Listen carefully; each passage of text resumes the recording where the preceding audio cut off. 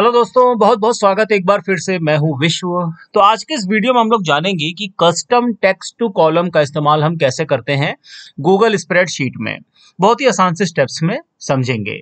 अब यहाँ पर आप देख सकते हैं ए एंड 12 मैंने यहाँ पर लिया हुआ है। यहीं पर मैं कस्टम टेक्स्ट टू कॉलम का इस्तेमाल करूंगा। तो सबसे पहले इस पर सेलेक्ट कर लीजिए। उसके बाद हमको ऊपर के रिबन में डेटा टैब में जाना है। इस पे क्लिक कर दीजिए।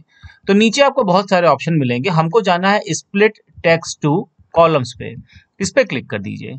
तो आप देखेंगे कि यहाँ पर सेपरेटर आ गया आपके सामने। ठीक है, अब यहाँ पर आप देख सकते हैं कि डिटेक्ट ऑटोमेटिकली दिया हुआ है। अब इस ड्रॉप डाउन पे हम क्लिक करेंगे। ठीक है, ये देखिए छोटा सा ड्रॉप डाउन आपको यहाँ दिख रहा है, इस पे क्लिक कर दीजिए। अब यहाँ पर आप देखिए कॉमा, सेमीकोलन, फुल स्टॉप और स्पेस, ये 4-5 ऑप्शंस आपको दिए हुए हैं।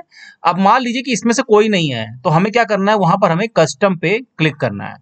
अब यहाँ पर आपको वो साइन देना है जिस साइन की मदद से आप अलग करना चाहते हैं। यहाँ पर आप देख सकते हैं कि बीच में ए एंड 12 यानी कि एंड का साइन दिया हुआ है। कोई भी साइन आप ले सकते हैं, greater than, less than, and. जैसे ही मैंने देखिए एंड यहाँ पे टाइप किया, दोनों अलग अलग हो गए।